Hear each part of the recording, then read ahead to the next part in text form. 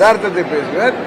விஜய் அவர்கள் அவர் கட்சி ஆரம்பித்த காலத்திலிருந்து நான் சொல்கிறேன், அவருக்கு மக்கள் தான் முடிவு பண்ண வேண்டும்.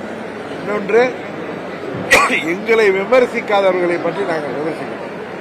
நேற்று கூட நான் சொன்னது, ஒரு பத்திரிகை துறையை சேர்ந்த நண்பர் அவர் தலைமையை ஏற்றுக்கொண்டு நீங்க போவீர்களான்னு கேட்டது, ஒருவரை ஏன் இப்படி குறைத்து பேசுகிறீர்கள்? நீங்க தானே சொல்றீங்க அவருக்கு 15% இருக்கு, 20% இருக்குன்னு.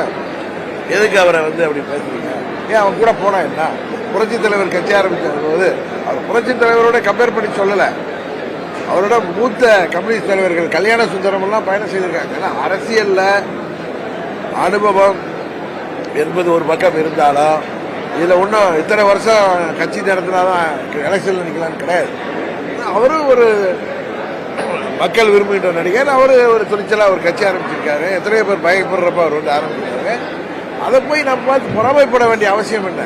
அவர் விஜயகாந்தை போல ஒரு இம்பாக்டை உருவாக்கலாம்னு சொன்னது நான் யதார்த்தம். இது விஜயை நோக்கி நகர்வதோ அப்படின்னு அவங்கவுங்க மூளைக்கு யோசிச்சு இவங்க டிபேட்டை நடத்துறதுக்கு பேசுறதுக்கெல்லாம் நாங்கள் பொறுப்பல்ல. நாங்கள் என்ன செய்கிறோம் என்பதை பொறுத்திருந்து பாருங்கள். நீங்கள் நினைக்காத ஒரு கூட்டணி எல்லாம் அமைய வாய்ப்பு இருக்கிறது. அம்மா மக்கள் முன்னேற்ற கழகம் இந்த தேர்தலில் வெற்றி முத்திரை பதிக்கும்.